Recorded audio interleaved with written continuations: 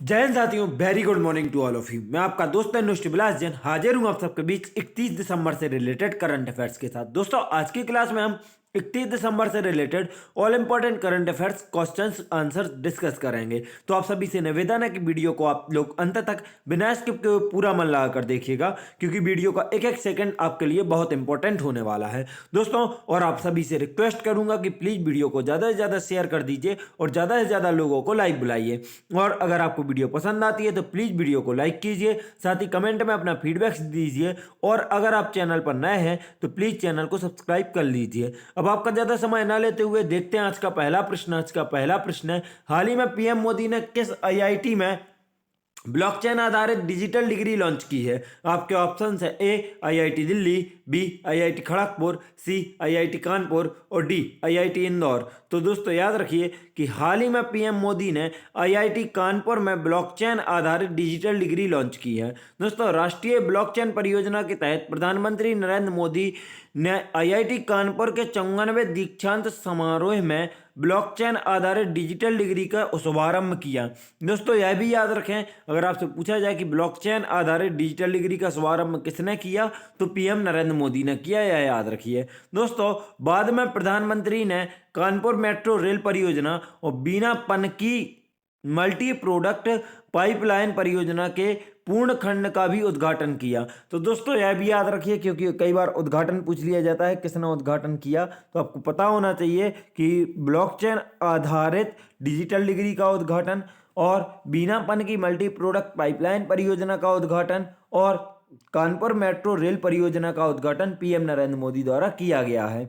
दोस्तों, यह digital degree विश्व स्तर पर सत्यापित की जा सकती है और अक्षम है। डिजिटल डिग्री प्रदान करने के लिए आईआईटी कानपुर द्वारा उपयोग की जा रही ब्लॉकचेन तकनीक को आंतरिक रूप से विकसित किया गया है। तो दोस्तों याद रखिए कि ब्लॉकचेन आधारित जो तकनीक है डिजिटल डिग्री की, यह आईआईटी कानपुर द्वारा ही विकसित की गई है। देखेंगे दोस्तों अब आईआईटी कानपुर को, तो आईआईटी कानपुर के वर्तमान में निदेशक अभय करंदीकर तथा इसकी स्थापना 1959 में हुई थी और आईआईटी कानपुर के अध्यक्ष के राधाकृष्णन है। देखिए दोस्तों, आज का अगला प्रश्न है, किस सरकार ने ई रूपी को लागू करने के लिए एनपीसीआई और एसबीआई के साथ साझेदारी की है? आपके ऑप्शन है ए कर्नाटक सरकार, बी केरल सरकार, सी तमिलनाडु सरकार और डी पंजाब सरकार। तो दोस्तों याद रखिए कि हाल ही में कर्नाटक राज्य सरकार ने ई रूपी को लागू करने के लिए एनपीसीआई और एसबीआई के साथ भागीदारी की है। दोस्तों, सबसे पहले यह याद रखें कि ई रूपी का उद्घाटन किसने किया था, तो इसका भी उद्घाटन पीएम नरेंद्र मोदी ने किया था और कब किया था? 2 अगस्त को किया था। कर्नाटक सरकार ने अपने छात्रवृत्ति कार्यक्रम में के तहत छात्रों को ई रूपी भुगतान समाधान को सक्षम और कार्यान्वयन करने के लिए भारतीय राष्ट्रीय भुगतान निगम एनपीसीआई और एसबीआई के साथ भागीदारी की है।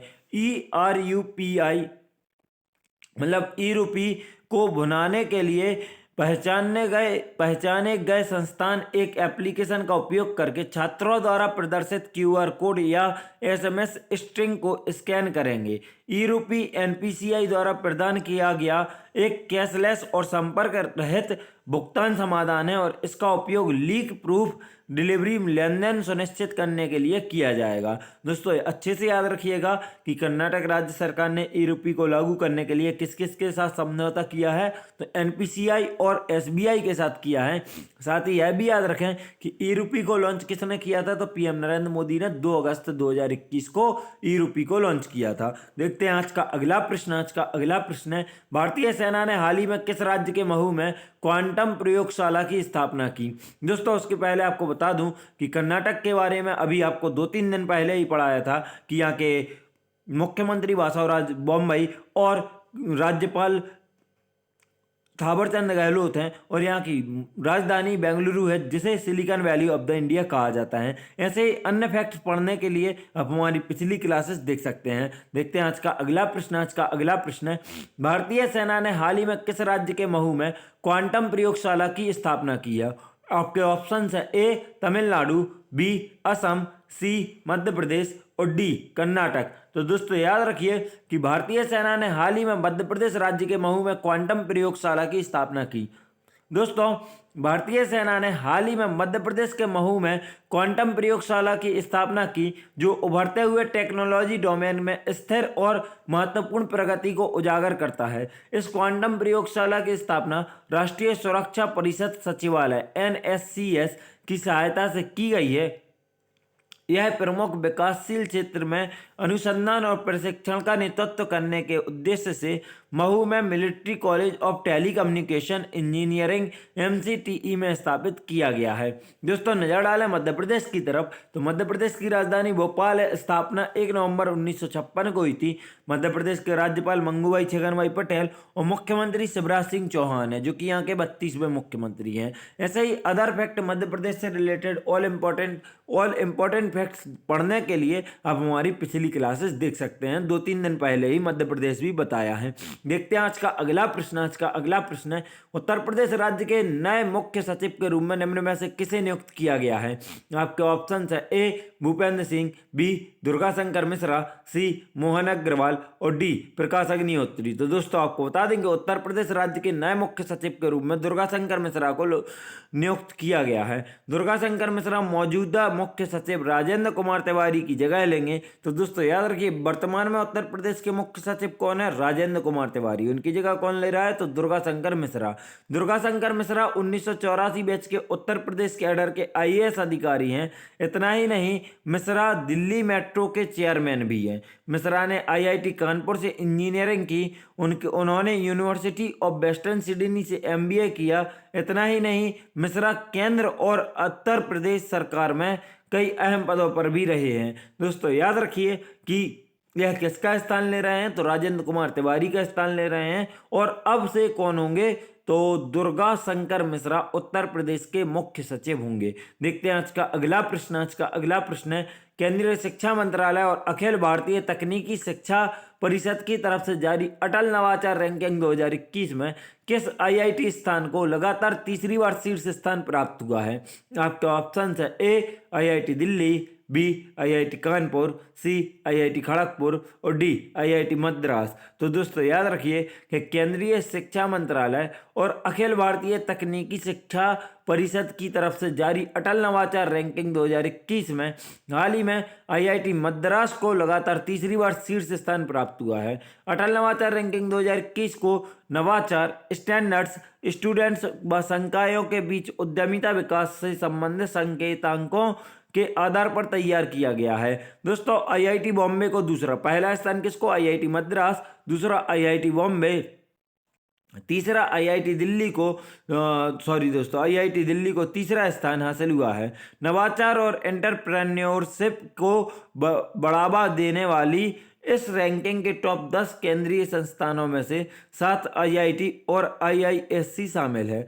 नजारा लें दोस्तों अब IIT मद्रास की तरफ, तो भारतीय प्रौद्योगिकी संस्थान मद्रास मतलब IIT मद्रास चेन्नई में स्थित है। इसकी स्थापना वर्ष 1959 में पश्चिम जर्मनी के पूर्व सरकार की वित्तीय और तकनीकी सहायता से की गई थी। याद रखिए दोस्तों कि अगर आपसे पूछा जाता IIT मद्रास किस देश के सहयोग से, तो जर्मनी के सहयोग से। कब की गई? तो 1959 में की गई। और कहाँ स्थित है? तो चेन्नई में। मद्रास जरूर लिखा है, चेन्नई में। IITM भारत सरकार द्वारा स्थापित किया जाने वाला तीसरा IIT था। तो यह भी याद रखिए कि IIT थर्ड ही था IIT जो 1959 में IIT मद्रास खोला गया था। देखते हैं आज का अगला प्रश्न है, भारत तिब्बत सीमा पुलिस बल के महानिदेशक संजय अरोड़ा को निम्न में से किस विभाग का अतिरिक्त प्रभार दिया गया है? आपके ऑप्शन है ए सशस्त्र सीमा बल, बी सीमा सुरक्षा बल, सी केंद्रीय रिजर्व पुलिस बल और डी राष्ट्रीय जांच एजेंसी। तो दोस्तों याद रखिए भारत तिब्बत सीमा पुलिस बल के महानिदेशक संजय अरोड़ा को हाल ही में सशस्त्र सीमा बल विभाग का अतिरिक्त प्रभार दिया गया है। दोस्तों SSB के प्रमुख कुमार राजेश चंद्र 31 दिसंबर को सेवानिवृत्त हो रहे हैं। बिहार कैडर के 1985 के बैच के IPS अधिकारी चंद्र ने जनवरी 2019 में सशस्त्र सीमा बल के महानिदेशक के रूप में पदभार संभाला था। दोस्तों नजर डालें ITBP की तरफ, तो इसका गठन 1962 में हुआ था, याद रखिए। साथ ही एसएसबी की तरफ नजर डालें तो एसएसबी की स्थापना 20 दिसंबर 1963 को हुई थी तथा इसका मुख्यालय नई दिल्ली में स्थित है, याद रखिए। देखते हैं आज का अगला प्रश्न। आज का अगला प्रश्न है, भारत और किस देश की सरकार ने हाल ही में सभी पात्र यात्रियों को दोनों देशों के बीच यात्रा करने की अनुमति देने के लिए एक एयर बबल समझौते को अंतिम रूप दिया है? आपके ऑप्शन है ए पाकिस्तान, बी बांग्लादेश, सी चीन और डी सऊदी अरब। तो दोस्तों याद रखिए कि भारत और सऊदी अरब की सरकार ने हाल ही में सभी पात्र यात्रियों को दोनों देशों के बीच यात्रा करने की अनुमति देने के लिए एक एयर बबल समझौते को अंतिम रूप दिया है। नजर डालें दोस्तों अब आगे बताएं आपको, तो एयर बबल समझौता दोनों देशों के बीच 1 जनवरी 2022 से उड़ानों की अनुमति देगा। एयर बबल समझौता दो देशों के बीच अस्थायी व्यवस्था है। इस तरह की व्यवस्था का उद्देश्य वाणिज्यिक यात्री सेवाओं को फिर से शुरू करना है। अगर नियमित अंतर्राष्ट्रीय उड़ानें निलंबित हैं तो कोविड-19 के बीच भारत में कुल 35 देशों से एयर बबल समझौते पर हस्ताक्षर किए हैं। आपके अब नजर डालेंगे सऊदी अरब की तरफ, तो सऊदी अरब की राजधानी रियाद तथा मुद्रा सऊदी रियाल है, याद रखिए दोस्तों। क्या है? सऊदी रियाल मुद्रा है और रियाद यहाँ की राजधानी है सऊदी अरब की। देखते हैं आज का अगला प्रश्न। आज का अगला प्रश्न है, भारतीय मूल के नारंद्रन जोड़ी कोल्लापन को किस देश की सर्वोच्च न्यायिक पीठ संवैधानिक न्यायालय में नियुक्त किया गया है? आपके ऑप्शन है ए दक्षिण Africa, B America, C Japan और डी ऑस्ट्रेलिया। तो दोस्तों याद रखिए कि भारतीय मूल के नारंदन जोड़ी कोल्लापन को दक्षिण अफ्रीका की सर्वोच्च न्यायिक पीठ संवैधानिक न्यायालय में नियुक्त किया गया है। दोस्तों भारतीय मूल के नारंदन जोड़ी कोल्लापन को हाल ही में दक्षिण अफ्रीका की सर्वोच्च न्यायिक पीठ संवैधानिक न्यायालय में नियुक्त किया गया है। सार्वजनिक साक्षात्कार को लंबी प्रक्रिया के बाद 64 वर्षीय कोल्लापन और राममाका स्टीवन मोथोपो की नियुक्ति की गई है। वे दोनों 1 जनवरी 2022 से अपने पद पर कार्यरत होंगे। राष्ट्रपति सिरिल रामाफोसा ने लंबे सार्वजनिक साक्षात्कार के बाद संवैधानिक न्यायालय में राममाका स्टीवन मथोपो और कोल्लापन की नियुक्ति की घोषणा की है।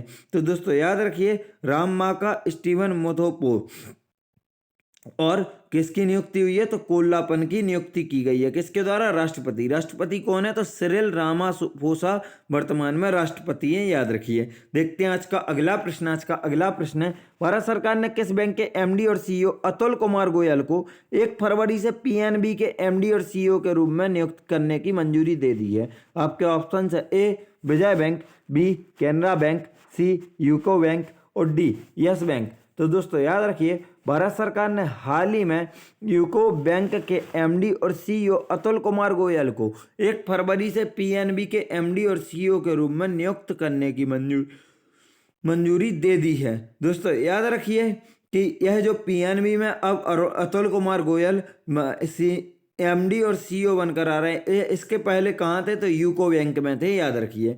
दोस्तों अतुल कुमार गोयल 31 दिसंबर 2024 तक पीएनबी प्रमुख के रूप में काम करेंगे। वे वर्तमान में कार्यरत एमडी और सीईओ मल्लिकार्जुन राव की जगह लेंगे। दोस्तों यह किसकी जगह ले रहे हैं, किसको सक्सीड कर रहे हैं? तो मल्लिकार्जुन राव को की जगह लेंगे। कैबिनेट की नियुक्ति समिति ने सोमा शंकर प्रसाद, जो वर्तमान में भारतीय स्टेट बैंक में उप प्रबंध निदेशक हैं, को यूको बैंक में प्रबंध निदेशक और मुख्य कार्यकारी अधिकारी नियुक्त किया है।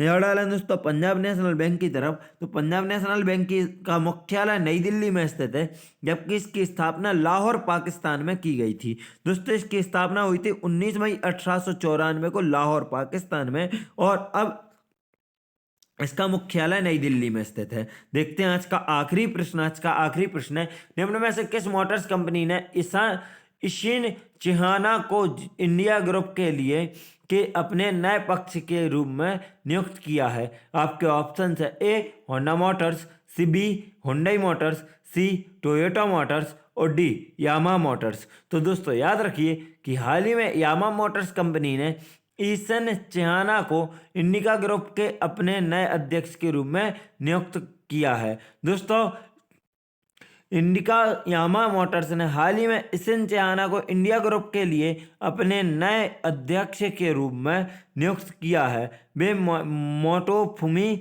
सितारा की जगह कार्यरत हुए हैं। इशिन चहाना वर्ष 1991 से यामा मोटर कंपनी और दुनिया भर में इसके समूह के साथ जुड़े हुए हैं। दोस्तों, हमारी वीडियो यहीं समाप्त होती है। वीडियो को अंत तक देखने के लिए आप सभी का धन्यवाद। अगर आप सबको वीडियो पसंद आई हो तो प्लीज़ वीडियो को लाइक करें, कमेंट करें, शेयर करें और चैनल को सब्सक्राइब करना बिल्कुल ही ना भूलें। साथ ही बेल आइकॉन प्रेस कर लें जिससे हमारी लेटेस्ट नोटिफिकेशन आपको तुरंत मिलती जाए। दोस्तों, वीडियो को अंत तक देखने के लिए आप सभी का धन्यवाद। अगर आप हम सबसे social media like Facebook, Instagram, Telegram से जोड़ना चाहते हैं तो आप हमें डिस्क्रिप्शन बॉक्स से लिंक द्वारा फॉलो कर सकते हैं। और अगर आपको इस क्लास की PDF चाहिए तो आप हमारे टेलीग्राम चैनल SLH अकेडमी को ज्वाइन कर लीजिए। वीडियो को अंत तक देखने के लिए एक बार फिर से धन्यवाद। जय हिंद, जय भारत, आपका दिन मंगलमय हो।